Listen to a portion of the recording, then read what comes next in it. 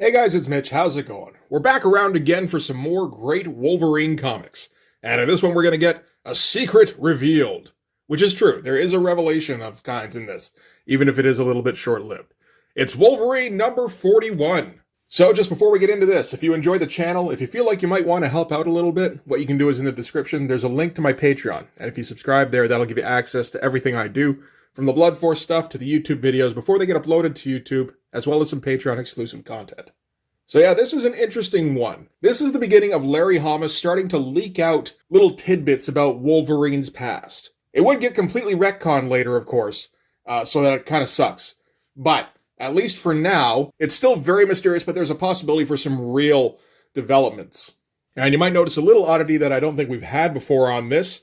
This is number 41. This is early July of 1991. This is a bi-weekly issue.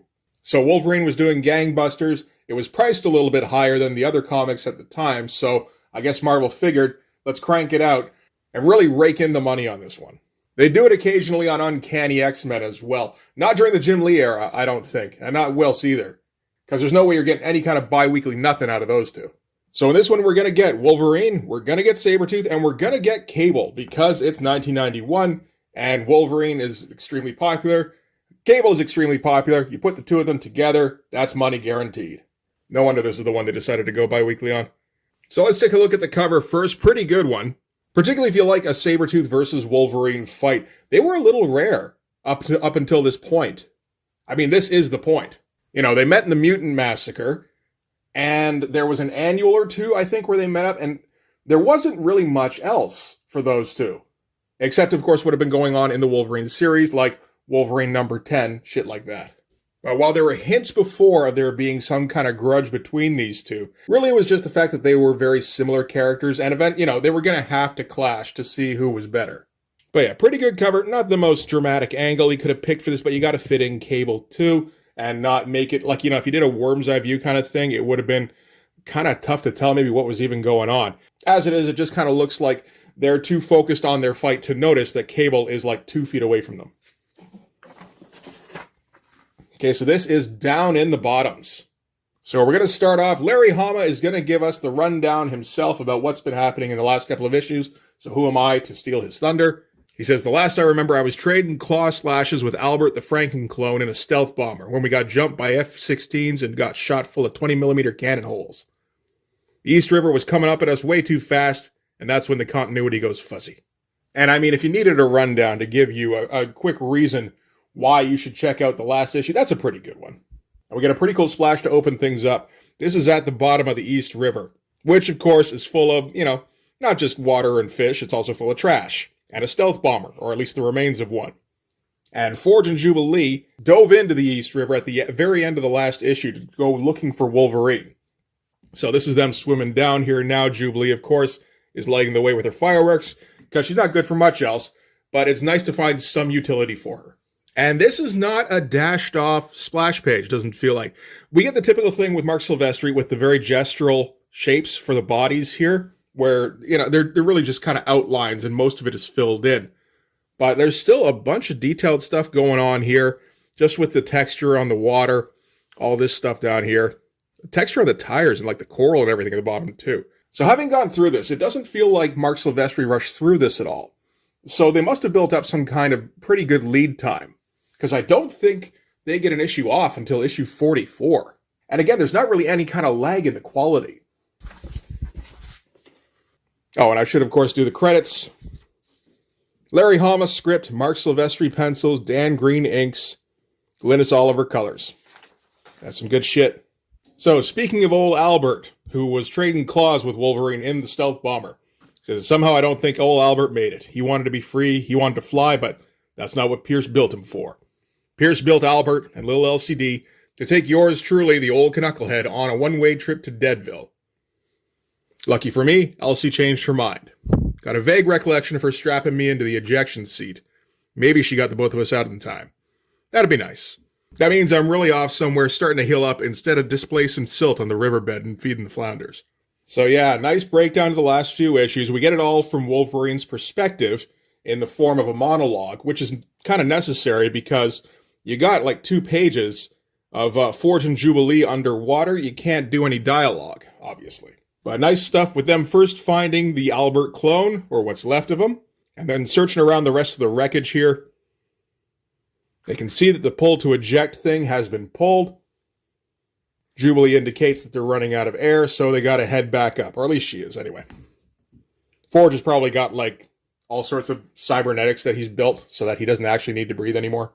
And again, some nice stuff. This is not dashed off.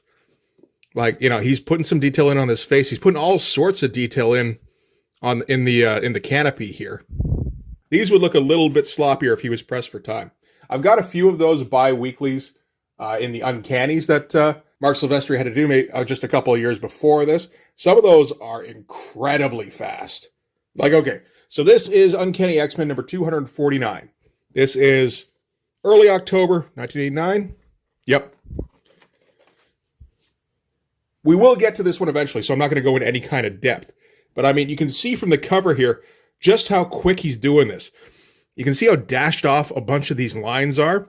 Same with this, like there's some almost scribbling just going on all over the place here. But it totally works in this case because the energy coming off this cover is amazing. This is probably the best Silvestri cover I've seen. Okay, so that cover was very fast. The issue itself, not so much. I don't think I have one of the ones that are really dashed off looking. I'm going to have to get those. But anyway, Forge and Jubilee pop up in the river just in time to get picked up by the Coast Guard. That's kind of lucky considering it looks like a major storm is blowing in. So they haul them into the boat, and Jubilee's babbling the whole time about how Wolverine's still alive, and they got to go rescue him, all that kind of stuff. And the Coast Guard's just kind of trying to talk her down. And eventually, you know, Forge points out, you know what? The ejection seat was pulled. That means he got out of there. If anyone was getting out of there, it was him. Again, some nice looking stuff. I like panels like this. This is really atmospheric stuff with the Coast Guard boat coming in and then all caught up in the choppy waves. It's awesome. Just like a casual Dutch angle here. Same up here. It kind of gives you that feeling of the rocking of the waves. Meanwhile, LCD is able to drag Wolverine. So he is still alive. So she's dragging him in the ejection seat into the sewers here so that they can get at least a little bit of cover. And yeah, just pries open the bars and hauls him in, and he's got no heartbeat.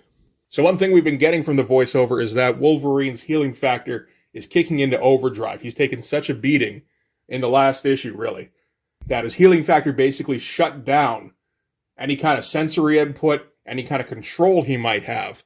He is still vaguely aware, but it's more like lucid dreaming at this point. And then again, this is an awesome shot to give you that, the seawall kind of thing. And not the thickest line work, like not the most detailed stuff. Same here. It's just the right lines in the right places. There's some good compositions here. Sometimes it's a little, like there's a bit too much going on here to pick out LCD and Wolverine, but the word balloons help. This one's great with the silhouetting, with the framing, like no doubt what you're supposed to look at. And super moody with all the shadows, all the silhouetted rats in here. We're going to get a bunch of silhouetted rats, actually. LCD is going to go and try and find some help. She needs to try and jumpstart Logan before his memory crashes, because of course she thinks like a computer. She's an android assassin. And as soon as she runs off, Wolverine's body functions start kicking back up again. But he's not awake. Lucid dreaming is gone at this point. He's just dreaming while mobile now. And again, there's some great stuff going on. This is almost like monster movie shit. With the uplighting on LCD here. Nice use of a photocopy page.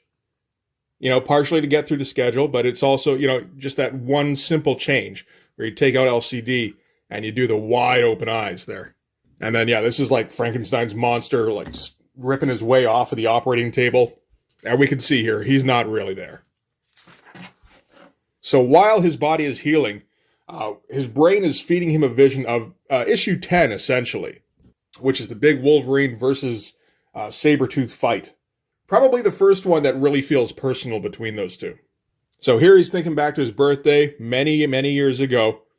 They were going to celebrate together, and he was only gone for a little while. And Silver Fox got herself murdered. And if you've read Wolverine number 10, you know exactly what happened there. Or you think you do, anyway. Again, great stuff with the stumbling around, kind of mirror panels a little bit, like he's just like stumbling around in a fugue state, reenacting this horrible memory, and get like this, like wandering into his psyche kind of thing. It's a nice page setup. Okay, so from there we cut to a different part of the sewers where LCD has found some alligators. It's the New York sewer system. Of course there are. Only their throats have all been ripped out by claws, and she kind of ruminates like, there's a lot of things with claws down here. I thought Albert and Logan were the only things with claws. Which wakes up Sabretooth here, who she managed to step on in her way in. I don't exactly feel like that's spoilers or anything. The dude was on the cover, I do like this, that she steps on him, and then I'm pretty sure he kind of floats along the river backwards through the bent bars here. I mean, just some nice drawings. Nothing mind-blowing or anything, but you need stuff for just moving the story along, and this all works fine for that. And it might seem a little convenient to just run into Sabretooth down here, but it does make some sense. Last couple of times we've seen him, actually, were in the New York sewer system. First in the Mutant Massacre and Fall of the Mutants, and then later on in New Mutants number 91, which they quote here later on, when he was fighting the mutants and he actually ended up fighting Caliban. And then cutting back to Wolverine's dream, which is just not a good place to be. Reenacting probably the worst memory of his life. It's funny, I don't know too much about what goes on in the early Wolverine issues, but that part seems to be, that's the part you need to know. And back up top, we got to stick with Forge and Jubilee because they are going to come into it later on. And Forge is calling in his markers to try and hunt for Wolverine. And it's just a good moment to kind of step up topside and see that the storm is getting worse, because that's also going to play into things. And then cut after that to Morlock Alley, because that makes sense. Morlocks are under New York City too. And the Morlocks are all pleading to Mask to do something about all the water streaming into their alley. Because Mask is in charge of the Morlocks at this point, I guess. I think they've ousted Calypso. So he basically takes the two biggest ones he can find, takes them into the valve room, and then just has them redirect all the water away from the alley here and back to the South Street outlet. And I'm going to say Mark Silvestri does the best Mask, by far, from what I've seen. Between the shadows and just all the gunk on his face, it's pretty great stuff, and that's an awesome shot. Since this is the first shot we're seeing of Morlock Alley in, the storyline, really. Everybody's all reaching up towards Mask. That'd make for a pretty cool poster, actually, if it was, fleshed out more. And then we get to the point where, in his memory, Logan busts into the saloon and accuses Sabretooth of killing Silver Fox. And that's the point where he stumbles upon her in the sewers, which is a nice little coincidence. Sometimes it's just you can't suspend your disbelief. I don't care in this situation. It's just fucking cool. And he says the line. He says what he said back then. She was an uppity squash. He said no. Unpleasant line, but he's an unpleasant character. Just awesome shots of Sabretooth here. Get the uplighting. The coloring here actually really helps. Just the sickly green and yellow. No reason for him to look like that. And it wouldn't even occur to me personally. But it looks amazing. And then cut back to the memory with him offering Wolverine a slice of cake, because, of course, it's his birthday. And Wolverine says his line, which is, "This ends when one of us is dead." Somebody pulls him aside, like they did before, and says, "For pity's sake, she was just an Indian." Only this time they add on a line at the end, where she says, "And he's your," and then it gets cut off. And Wolverine kind of finishes the thought. He says, "What are you to me?" And he says, "Don't you know I'm your ever-loving daddy dearest?" And that's the first time we hear that from Sabretooth. Great jumping out of the water kind of pounce. I kind of like the silhouette on Logan here because, we know it's him, but we don't want to draw too much away from Sabretooth. That's all we want to see in this panel. And apparently this was Chris Claremont's idea. I don't know if, he told Larry Hama about this or not, or, made intimations in the comics maybe. But his idea was that Sabretooth should be Logan's dad. And the reason for the rivalry is that he feels that Logan is like a cheap copy, where he's the original badass kind of thing. Oh, kick-ass Mike Mignola poster just right in the middle of your book here. That's all right. Not sure what I would have made of this back in the day, because I don't remember this poster very well. I remember some of the other ones that would show up. And Logan and Sabretooth are just going to get down to a good old-fashioned rip and tear fest, where they get another great close-up on Sabretooth here. Again, I like this lighting. Just pick some solid colors. It doesn't necessarily have anything to do with what's going on. You can see it all over in here. Like with Logan, it's why would he have green eyes? It doesn't matter. It looks good in this situation. It's kind of thing like I kind of wish I knew color theory so I could, understand why they made those choices. And I don't know, but it looks great. And somewhere else in the tunnels, LCD can hear the howling going on, but she's still searching for help for Logan. So she's just like, hang on. Man, I love that shot, though. And she manages to bump right into Cable. That's a shot straight out of Calvin and Hobbes, that particular expression. And the reason Cable's down here is apparently he heard that Sabretooth was still alive. Because last time anybody saw him was in New Mutants 91, where he assumed that Caliban killed him. So he's coming down to finish the job, because that's the kind of character he is. And he notices the rip in her dress and goes, oh shit, you're a construct. Is your friend an android too? And she's like, nope, he's a real person. His name is Logan. Oh, I know that name. Not a bad version of Cable. Always weird seeing one of these early versions of Cable by somebody other than Liefeld, really. There's like a couple of Jim Lee shots in some of the Uncanny issues, and now seeing Mark Silvestri do it, it is just weird. And Wolverine and Sabretooth still hacking away at each other, having a conversation at the same time. And Logan's like, I heard you got your back broke by Caliban. Sabretooth's like, I'm a fast healer, boy. It's in the blood. So that's the reason he's up and running again, and that's also the reason they can just kind of, chat while they're slashing each other to ribbons. And in the middle of it, they hear something, and both just kind of stop dead. I love this kind of like blank expression on Sabretooth's face. I don't think I've ever seen that before. And they get buried in a stampede of vermin. Just all the rats and the alligators and whatever else is in the sewers are running away from something. And here it comes. Big fucking wall of water. Mask and the Morlocks are still trying to redirect everything they can to the South Street outlet. And even though they're, getting submerged, they're still going to hack at each other here, Sabretooth and Wolverine.